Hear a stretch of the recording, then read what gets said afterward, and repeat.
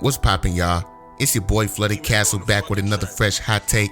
And if you're rocking with the video, hit that like button. And if you're rocking with my content, hit that subscribe button.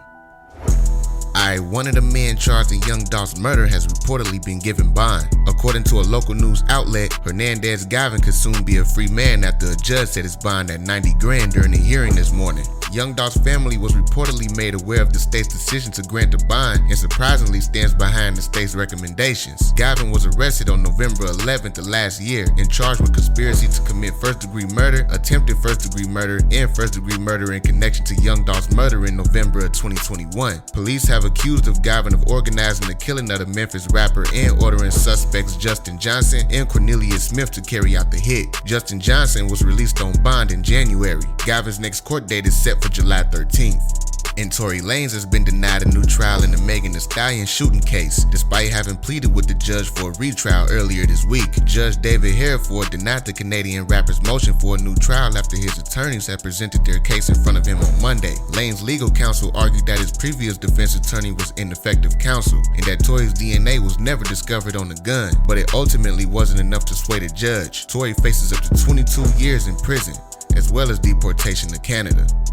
And Young Thug was reportedly hospitalized before his court hearing today in the YSL RICO case. He was sent to the hospital with an undisclosed illness according to local Atlanta news. Young Thug's attorney Brian Steele commented on the rapper's condition, saying he's concerned about his well-being. Young Thug's lawyers voiced concerns at a previous bond hearing in April that Thug was having issues with exhaustion, saying he's sleep deprived, mandated to wake up on court days between 3 a.m. and 4 a.m. and not having more than 5 hours of sleep per night. By the end of the week, he's fighting to pay attention to what's going on in his case. Thug's attorneys also said the rapper is relying on eating chocolate and chips in jail, as he doesn't have any better food options. Thug also allegedly hasn't had much access to fresh air and sunlight, and has been housed in a very small jail cell since he was taken into custody in May of 2022. Back in January, Young Thug was spotted in court with his head down, appearing to be resting during a court hearing.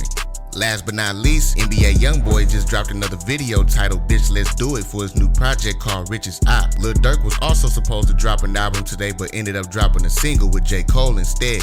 This all comes after YoungBoy went on a Twitter rant earlier this week sending shots at Lil Durk and DJ Academics. Everyone was waiting for Lil Durk to respond, but he pretty much played it cool and didn't bother to entertain the antics. Now one could argue that the beef started back in 2020 when Quando Rondo, one of NBA YoungBoy's artists, got into an altercation with the now deceased King Von. It's been 3 years since the incident happened, and the altercation had nothing to do with YoungBoy or Lil Durk at all, so it's confusing as to why YoungBoy would even feel some type of way about the situation. And for those of you who don't know, the Baton Rouge rapper just dropped a 33-track album on the 21st of last month, and to double back with another full-length album this Friday is pretty impressive. No matter what critics say about the down south rapper, his work ethic is hard to ignore.